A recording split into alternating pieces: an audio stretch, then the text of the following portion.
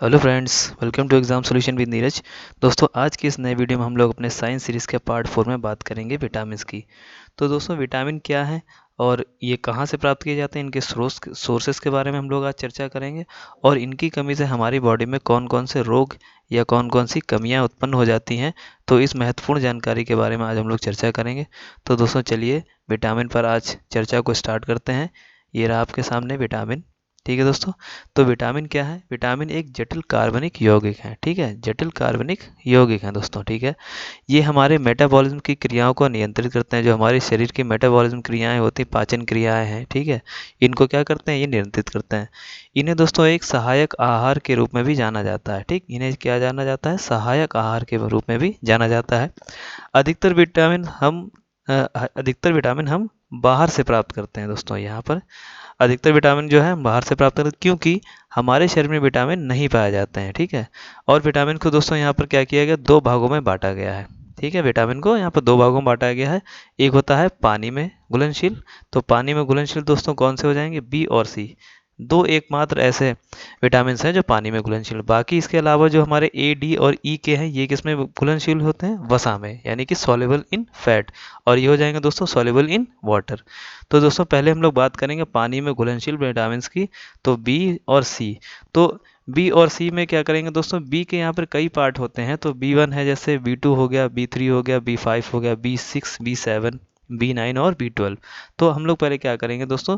B vitamin के बारे में चर्चा करेंगे। इसके सब पार्ट्स यहाँ पे दे रखे हैं। तो पहला दोस्तों यहाँ पर हो जाएगा बी 1। ठीक है, बी 1 को बोलते हैं दोस्तों थायमिन। ठीक है, इसको थायमिन भी बोला जाता है बी 1 को। दोस्तों, इसके स्रोत क्या हो जाएंगे? सोर्सेस।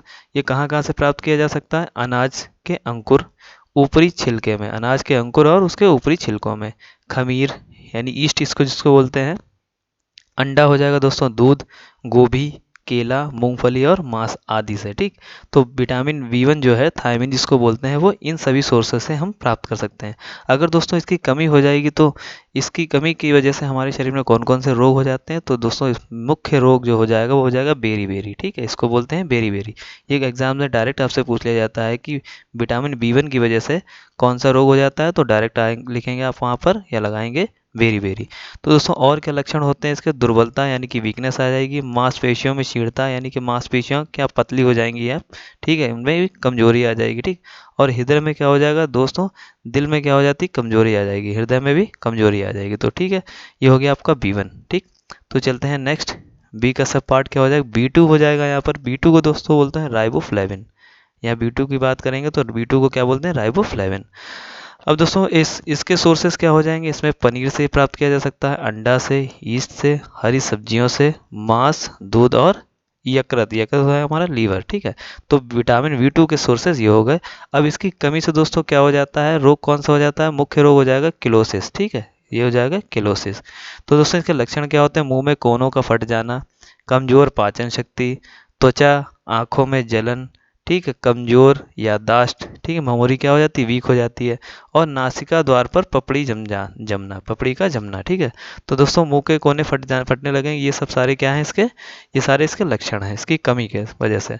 और ये कहाँ इनके सोर्सेज? ये रहे पनीर, अंडा, ईस्ट, हरी सब्जियां, मांस, दूध और यकृत। यहाँ से ये प्राप्त किया जा सकता है। और दोस्तों डायरेक्ट पूछ लेते हैं कि बी 2 का नाम क्या है, रासायनिक नाम भी पूछ लेते हैं, तो क्या हो जाएगा? राइबोफ्लेविन। इन सबके रासायनिक नाम भी हम लोग साथ में पढ़ते चलेंगे। तो दोस्तों चलते हैं नेक्स्ट। नेक्स्ट हो जाएगा बी 3।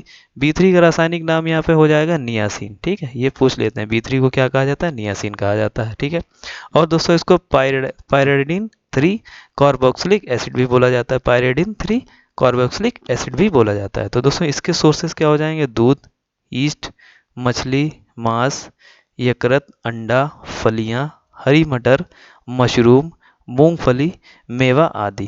ठीक, ये इसके सारे क्या हो जाएंगे? सोर्सेज हो जाएंगे। इसकी कमी से दोस्तों क्या मुख्य रोग हो जाता है? इसको बोलते हैं पेलाग्रा। ठीक है, पेलाग्रा पेलाग्रा होने की वजह से क्या हो जाता है दोस्तों? इसके लक्षण क्या हो जाते हैं? जीभ और त्वचा पर दाने हो जाते हैं। ठीक, कमजोर पाचन शक्ति, ठीक है, यानी कि डाइजेशन सिस्टम पर को ये डिस्ट्रॉय करता है। तंत्रिका तंत्र में कमजोरी हो जाती है। ठीक है, ठीक है, और पागलपन के लक्षण इसमें दिखाई देने लगते हैं। किसकी कमी से दोस्तों? बी 3 की वजह से। ठीक, चलते हैं दोस्तों, नेक्स्ट हो जाएगा हमारा बी 5। बी 5 का रासायनिक नाम दोस्तों हो जाएगा पेंटोथेनिक एसिड। ठीक है, पेंटोथेनिक अम्ल। तो दोस्तों इसके सोर्सेज क्या हो जाएंगे, दूध, यकृत, मांस, दही, टमाटर, मूंगफली, गन्ना, मक्का, अनाज, दालें, सूरजमुखी के बीज, गोभी आदि। ठीक है। और दोस्तों इसकी कमी से कौन सा रोग हो जाता है, इसको बर्निंग फीट बोलते हैं। ठीक है, बर्निंग फीट सिंड्रोम। ठीक है, बर्निंग फीट सिंड्रोम इसमें हो जाता है। दोस्तों इसके लक्षण क्या होते हैं, त्वचा या चर्म रोग, इसको त्वचा या चर्म रोग भी बोलते हैं। दोस्तों इसके लक्षण क्या हो जाएंगे, मंदबुद्धि, ठीक है, बालों का सफ़ेद हो जाना, यहाँ पे हो जाएगा बालों का सफ़ेद हो जाना, जनन क्षमता में कमी और तनाव। ठीक है, जनन क्षमता में कमी हो जाती है और तनाव यानी कि डिप्रेशन का शिकार हो जाता है व्यक्ति। तो यहाँ पर दोस्तों किसकी बात कर रहे थे हम लोग, यहाँ पे B5 पेंटोथेनिक एसिड। ठीक है, क्या रोग हो जाता है, बर्निंग फिट सिंड्रोम। ठीक है दोस्तों, नेक्स्ट आगे चलते हैं। दोस्तों अगला हो जाएगा यहाँ पर B6 को दोस्तों बोलते हैं पायरोडॉक्सिन। पायरोडॉक्सिन, ठीक है, इसका रासायनिक नाम हो जाएगा। और इसके सोर्सेज क्या हो जाएंगे दोस्तों, दूध, ईस्ट, मछली, मांस, लीवर, अनाज, केला, शकरकंद, पालक, आलू, गाजर और आदि। ठीक, और क्या हो जाएंगे, ये सारे इसके सोर्सेज हो जाएंगे। और दोस्तों इसकी कमी की वजह से एक मुख्य रोग क्या हो जाएगा, मुख्य रोग हो जाता है एनीमिया।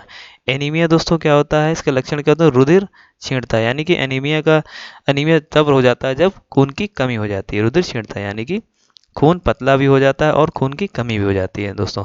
तो और दूसरा क्या हो जाएगा, त्वचा रोग हो जाता है और पेशीय ऐंठन, ठीक है, यानी कि मांसपेशियों में ऐंठन होने लगती है। ठीक, कन्वर्जन्स इसको बोलते हैं दोस्तों। ठीक है, तो नेक्स्ट दोस्तों हमारा हो जाएगा B7 को बायोटीन भी बोला जाता है। ठीक, बायोटीन भी बोला जाता है। ठीक है दोस्तों, और यहाँ पे इसके सोर्सेज क्या हो जाएंगे, ईस्ट हो जाएगा, गेहूं हो जाएगा, अंडा, मांस, मेवा, यकृत, केला, मूंगफली, फल, सब्जियां, चॉकलेट। ठीक है, लास्ट हो जाएगा चॉकलेट, बायोटीन। अब बायोटीन की कमी से दोस्तों क्या हो जाता है, चर्म रोग हो जाता है, यानी स्किन की प्रॉब्लम्स भी होने लगती हैं बायोटीन की कमी से। और मेन इसका कारण क्या होता है, बालों का झड़ना। बालों का झड़ना बहुत बड़ी समस्या इस समय बन चुकी है। तो उसको उसकी कमी किसकी कमी से हो जाता है दोस्तों, B7 यानी कि बायोटीन की कमी से बालों का झड़ना और चर्म रोग की समस्याएं उत्पन्न हो जाती हैं। तो दोस्तों चलते हैं नेक्स्ट पेज पे है B9। तो B9 को दोस्तों हम लोग फॉलिक एसिड भी बोलते हैं। ठीक है, इसका रासायनिक नाम क्या है, फॉलिक एसिड। और दोस्तों ये क्या होता है, ये हरी पत्तियां, यकृत, मांस, अनाज, ब्रोकली, गोभी और शतावर आदि से प्राप्त किया जाता है। इसके सोर्सेज क्या हो जाएंगे, ये सारे इसके सोर्सेज हो जाएंगे, स्रोत हो जाएंगे। और इसकी इसकी कमी से दोस्तों लक्षण क्या होते हैं रोगों के, वृद्धि में रुकावट, यानी कि जो ग्रोथ होगी उसमें रुकावट हो जाती है। रुधिर की कमी यानी कि खून की कमी हो जाती है। ठीक है, इसमें भी एनीमिया को यहाँ पे इंक्लूड कर सकते हैं, खून की कमी है अगर। ठीक है, तो किसकी बात कर रहे थे हम लोग दोस्तों यहाँ पर, फॉलिक एसिड। ठीक, B9। नेक्स्ट हो जाएगा आपका B12 दोस्तों बहुत इंपॉर्टेंट है, कई बार पूछा जा चुका है। इसको बोलते हैं दोस्तों साइनोकोबाल्मिन। ठीक, साइनोकोबाल्मिन इसको बोलते हैं। इसका रासायनिक नाम हो जाएगा दोस्तों, इसके सोर्सेज क्या हो जाएंगे, दूध, अंडा, पनीर, यकृत, मांस, मछली आदि। ठीक है, अब इसकी कमी से दोस्तों कौन सा रोग हो जाता है, परनीसियस एनीमिया। ठीक, तंत्रिका तंत्र में गड़बड़ी हो जाती है, रुधिर क्षीणता हो जाती है, रुधिर क्षीणता यानी कि खून की कमी। ठीक है, तो रोग कौन सा हो जाएगा दोस्तों, परनीसियस एनीमिया। ये क्या है, विटामिन कौन सा है, B12, जिसका रासायनिक नाम दोस्तों क्या है यहाँ पर, साइनोकोबाल्मिन। बढ़ते हैं दोस्तों नेक्स्ट हो जाएगा हम लोग पढ़ रहे थे अभी जल में घुलनशील। तो जल में घुलनशील में बी पार्ट तो हो चुका है, बी सब पार्ट। अब इसमें क्या बचा है, विटामिन सी। अब विटामिन सी का नाम दोस्तों क्या है, इसका बहुत पूछा जाता है। विटामिन सी का रासायनिक नाम क्या होता है, एस्कॉर्बिक एसिड। ठीक है, एस्कॉर्बिक अम्ल। और इसके दोस्तों सोर्स क्या होते हैं, आंवला, संतरा, मौसम्मी, टमाटर, हरी सब्जियां, पपीता, आलू, अमरूद, कीवी, पालक, खट्टे फल आदि। ज़्यादातर खट्टे फलों में क्या पाया जाता है, विटामिन सी पाया जाता है। और इसका रासायनिक नाम दोस्तों क्या हो जाएगा, एस्कॉर्बिक अम्ल। अब दोस्तों इसकी वजह से जो रोग होता है उसका नाम भी क्या है, इसी से रिलेटेड है, स्कर्वी रोग हो जाता है, स्कर्वी। ठीक, रोग कौन सा है, स्कर्वी। लक्षण क्या हो जाते हैं दोस्तों, मसूड़ों से रक्त बहने लगता है। इसमें विटामिन सी की कमी से क्या होता है, स्कर्वी रोग हो जाता है और मसूड़ों से रक्त बहने लगता है। तो चलिए दोस्तों नेक्स्ट पेज पे अब हम पढ़ेंगे दोस्तों वसा में घुलनशील। तो वसा में घुलनशील दोस्तों कौन कौन से हो जाएंगे, आपका ए हो जाएगा, vitamin A, vitamin D, vitamin E और विटामिन के। तो सबसे पहले पढ़ते हैं हम लोग विटामिन ए के बारे में।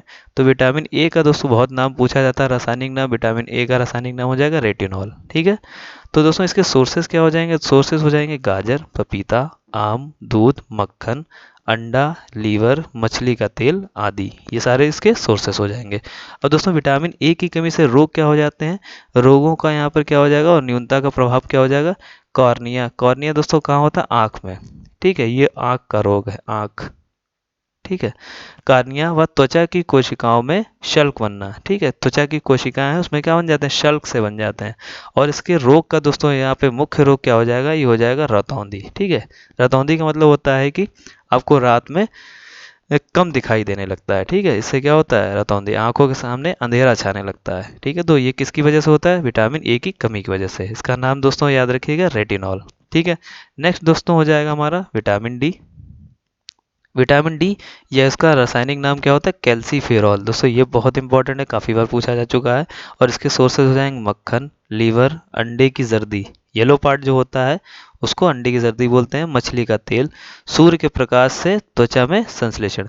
ये क्या होता है दोस्तों, अगर सूर्य के प्रकाश में आप बैठते हैं तो सूर्य के प्रकाश क्या करता है, बॉडी में जाकर बॉडी के ऊपरी लेयर से रिएक्शन करके विटामिन डी को बनाता है। तो हम इसका सोर्स सबसे बढ़िया विटामिन डी का सूर्य भी है।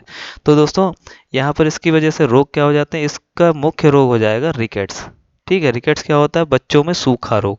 इसमें क्या होता है, हड्डियों में कमजोरी आ जाती है, इसीलिए इसको क्या बोलते हैं, ऑस्टियोमेलिसिस भी बोलते हैं। बड़ों में क्या हो जाता है, ऑस्टियोमेलिसिस, ठीक है दोस्तों। इसमें क्या होता है, हड्डियों में कमी होती है, बच्चों में सूखा रोग हो जाता है, किसकी वजह से, विटामिन डी की वजह से, जिसका रासायनिक नाम क्या हो जाएगा, कैल्सीफेरॉल, ठीक है दोस्तों। नेक्स्ट पेज पर चलते हैं। यहाँ पर दोस्तों दे रखा है विटामिन ई। अब विटामिन ई का दोस्तों रासायनिक नाम बहुत इंपॉर्टेंट है, टोकोफेरॉल, इसको बोलते हैं टोकोफेरॉल बोलते हैं। तो दोस्तों इसके सोर्सेस क्या हो जाएंगे, अंकुरित अनाज हो जाएगा, हरी सब्जियां हो जाएंगी, अंडों की जर्दी, दूध, मक्खन आदि। अब इसकी वजह से दोस्तों क्या हो जाता है, मेन जो इसका मुख्य रोग हो जाएगा उसको स्टेरिलिटी बोलेंगे, ठीक है। कि इसको इसके लक्षण क्या दोस्तों होंगे, प्रजनन क्षमता में कमी, ठीक है, ये भी क्या हो जाएगी, रोग हो जाएगा, प्रजनन क्षमता में कमी हो जाएगी, पेशियां कमजोर हो जाती है, इसमें जो मांसपेशियां हैं हमारी उसको क्या हो जाती, वीक हो जाती हैं, विटामिन ई की वजह से, जिसका रासायनिक नाम क्या पढ़ा था हम लोगों ने, टोकोफेरॉल। बहुत इंपॉर्टेंट है दोस्तों, डायरेक्ट पूछ लिया जाता है यही। अब दोस्तों बात करते हैं विटामिन के की। तो विटामिन के का नाम क्या हो जाएगा, किलोफिनॉन, किलोफिनॉन, ठीक है। इसका विटामिन रासायनिक नाम हो जाएगा किलोफिनॉन, ठीक है दोस्तों। अब दोस्तों इसके सोर्सेज क्या हो जाएंगे, हरी सब्जियां, टमाटर, यकृत यानी कि लीवर, अंडा, पनीर और दूध आदि, ठीक है, ये इसके सोर्सेस हो जाएंगे, यहाँ से ये प्राप्त किया जाता है। दोस्तों इसका मेन काम क्या होता है, रक्त का थक्का ना जम, इसकी कमी की वजह से क्या हो जाता है, रक्त का थक्का ना जमना। अगर कहीं पे किसी को कट लग जाता है, चोट लग जाती है तो रक्त बहने लगता है, तो वहाँ पर क्या होता है, विटामिन के का काम ये होता है कि वहाँ पर रक्त को जमा देता है, गाढ़ा कर देता है, जिससे रक्त बहना कम हो जाता है। अगर विटामिन के की कमी हो जाएगी दोस्तों तो क्या हो जाएगा, रक्त का थक्का बनना कम हो जाएगा, इसको हेमोरेज भी बोलते हैं, हेमोरेज, ठीक। तो दोस्तों के, विटामिन के, इसका रासायनिक नाम क्या है, किलोफिनोन, ठीक है दोस्तों। तो दोस्तों ये थे सारे हमारे विटामिन। हमारे विटामिन दो तरीके के थे यहाँ पर, जल में घुलनशील और वसा में घुलनशील। तो दोस्तों यहाँ पर विटामिन के बारे में आपको आई होप आपको काफ़ी जानकारी मिली होगी, और यहाँ से आपको जो है काफ़ी इंपॉर्टेंट फैक्ट जो है यहाँ पर रासायनिक नाम वगैरह आपको मिले होंगे यहाँ पर। तो दोस्तों आशा करता हूँ आपको ये टॉपिक अच्छा लगा होगा, पसंद आया होगा। तो वीडियो को लाइक कीजिएगा और इसको अपने दोस्तों के साथ साझा कीजिएगा। अगर आप चैनल पर नए हो तो चैनल को सब्सक्राइब कीजिएगा और बेल आइकन को प्रेस कीजिएगा, जिससे सारे नोटिफिकेशन आपको मिलते रहें टाइम टू टाइम। तो दोस्तों मिलते हैं नेक्स्ट वीडियो में, तब तक के लिए जय हिंद, कीप लर्निंग और बेस्ट ऑफ लक।